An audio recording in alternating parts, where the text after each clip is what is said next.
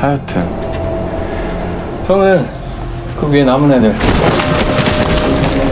If there's one Korean movie that takes the art of cinematic violence to its absolute extreme, this is it. What you're about to see will shatter everything you thought you knew. Every single frame of the film oozes violence, wrapping the audience in a relentless atmosphere of tension. Its level of depravity rivals that of the most hardcore R-rated films yet somehow. It gets your blood pumping, from its brutal storyline to the raw, gritty visuals. This movie delivers a visceral spectacle that feels brutally real. Enough talk, share this with that one friend who's got a unique taste in movies, and dive into this wild ride together. The opening shot, a military bus slowly rolls down a heavily guarded road. The doors swing open, and out march a group of hardened criminals, each one responsible for dozens, even hundreds of lives. Today, the Korean police are transferring these monsters back home, and they're not taking any chances. Every single prisoner is flanked by 2 armed guards. With security this tight, there's no way anything could go wrong, right?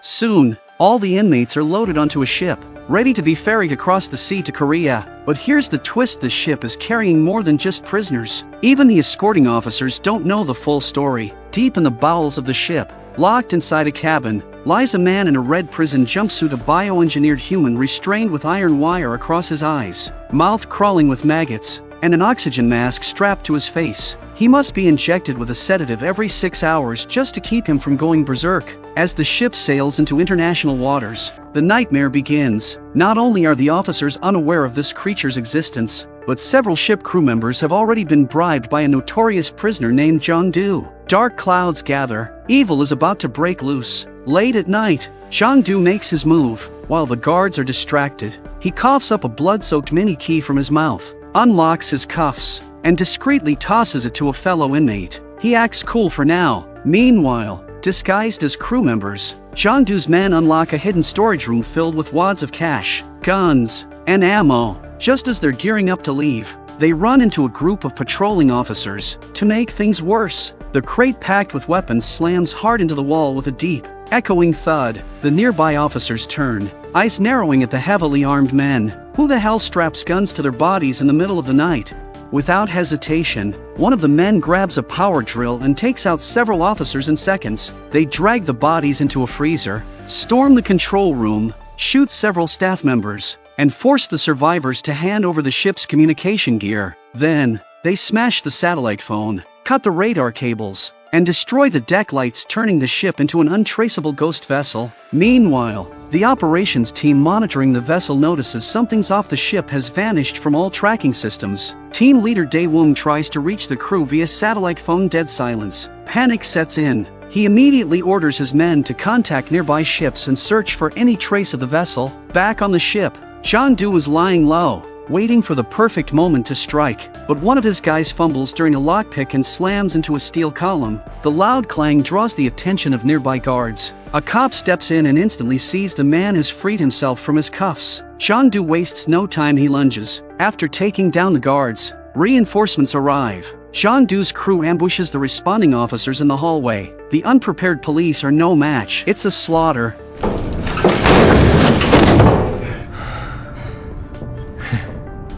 Jong-do grabs a knife from one of his men, walks over to a dying officer, and slowly plunges the blade into his chest. Then, without a word, he snatches a cigarette from the officer's pocket, lights it, and takes a deep, satisfied drag. But he doesn't stop there. He performs a grotesque act, clearly savoring this descent into madness. Upstairs, the remaining officers start noticing something's wrong. Female officer Daeyeon steps onto the deck, gun in hand, nerves on edge. She hears footsteps on the stairs. It's the ship's doctor. As she lowers her weapon, others like Suk-woo arrive and ask what's going on. The doctor points toward the lighthouse. There's someone out there, holding an axe. Sensing trouble, Suk-woo quickly takes his team to investigate. At the same time, Jong-do releases all the other prisoners. One of the men jokes about having his way with Officer Daeyeon. Furious, he grabs a gun and unloads a full clip into the guy because in his twisted mind, Daeyeon is already his prey. Right then, our protagonist Do-il enters the scene, staring at the carnage in utter disbelief.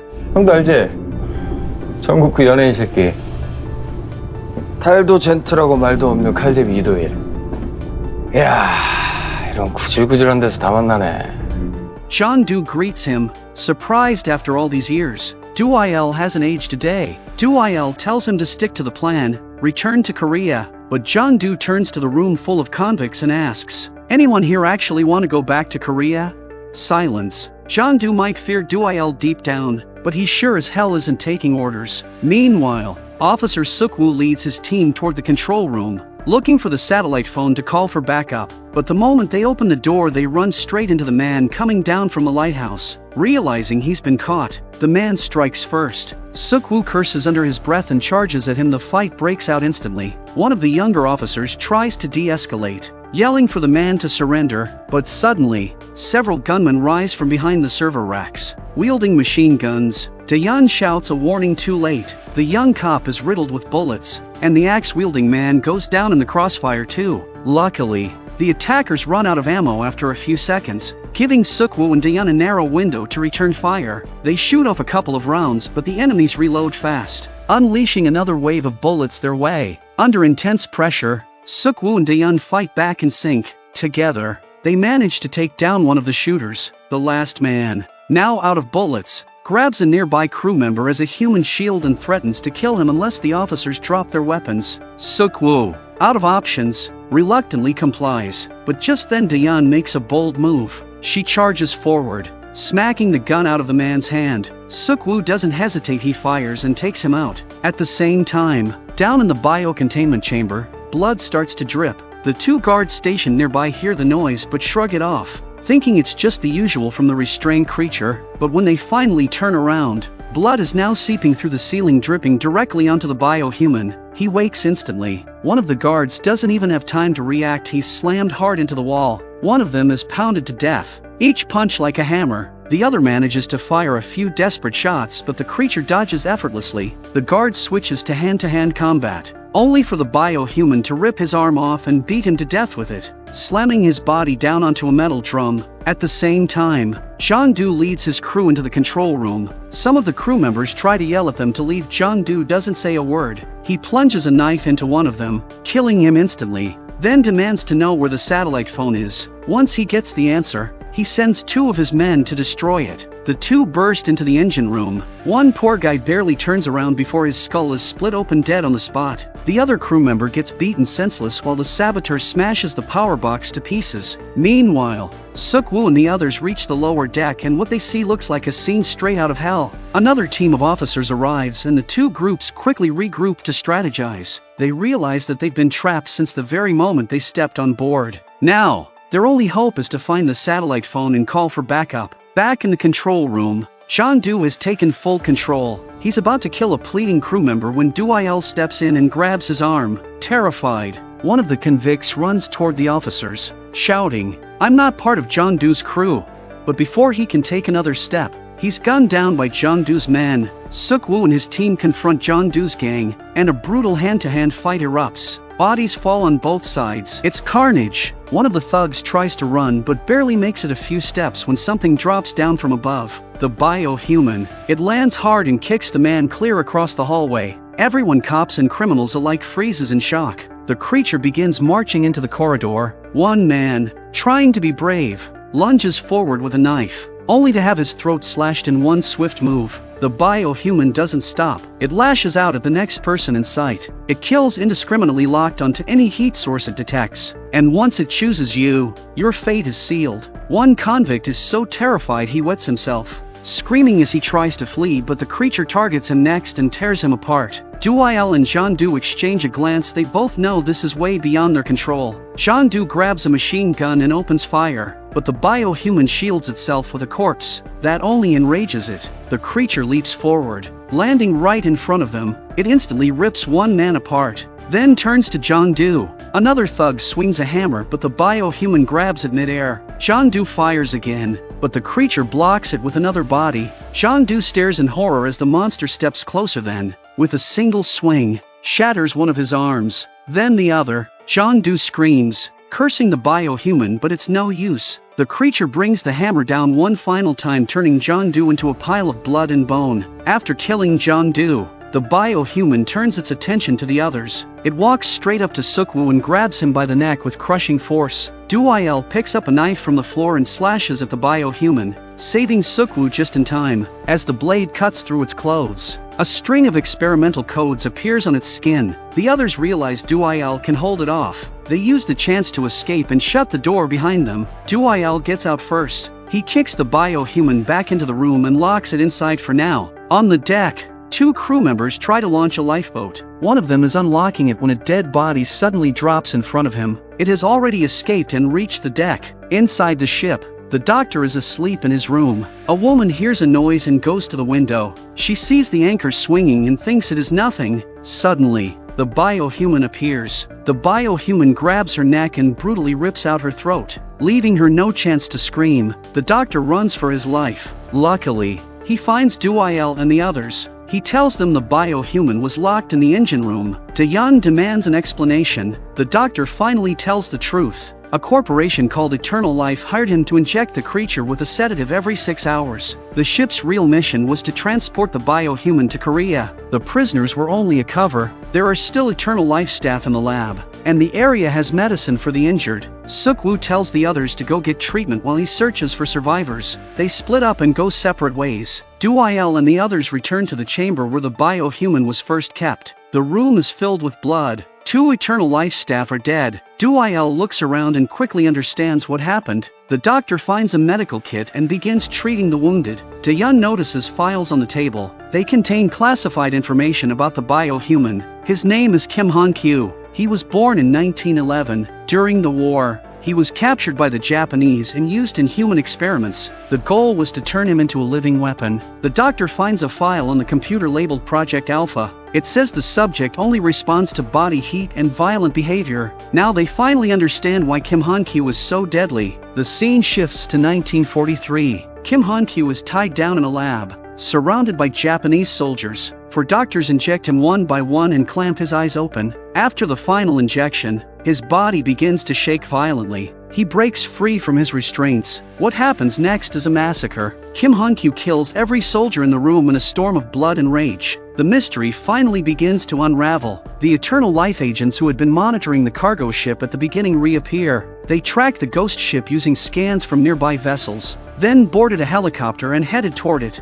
Each team member was injected with a combat-enhancing serum. Once administered, it boosts their strength to more than 3 times that of a normal human. Soon, they land on the deck, hearing the sound of a helicopter. The doctor and the others think rescue has arrived, but Do-il is suspicious. He asks Dayan if she ever contacted the Korean authorities. She replies that the signal had been lost, and she never made contact. The doctor doesn't care. He rushes out anyway. The team from Eternal Life entered the cargo vessel. When they see the carnage inside the ship, the team leader, Tae-won, feels like he's stepped into hell on earth. Just then, a surviving convict runs up to them, mistaking them for a rescue team. He blurts out everything he knows about what happened on the ship. Tae-won listens, growing increasingly annoyed. 그렇게 시끄럽네. 그냥 좋아 이렇게 말이 많어. 나도 시간 없어. At that moment, Dayan and the others arrive. She sees the bodies on the floor and immediately points her gun at Dae-won's group.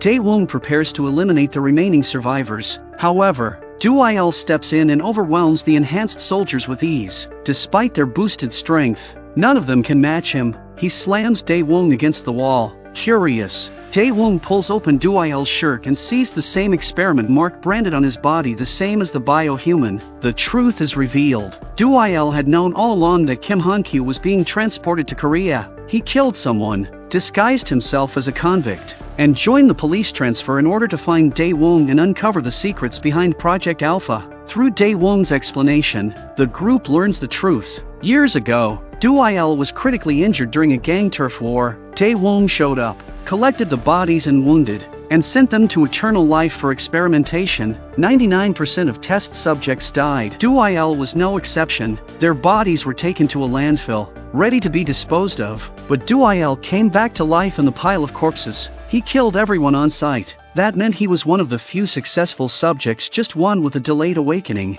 Afterward, He tried to live a normal life. He even had a child. But eternal life could not tolerate a loose test subject. They found him and killed his child. That was the real reason Duayel was hunting Daewoo for revenge. As the truth comes out, Kim Han-kyu appears behind them. Daewoo is unfazed. He casually orders his men to take Han-kyu's head, but before they can move, Kim Han-kyu and Duayel fight back together and wipe out everyone else. Daewoo realizes he must handle this himself. Though Kim Han-kyu is a monster to ordinary men, he is no match for Daewoo. In a few swift moves, Daewoo takes him down and slits his throat.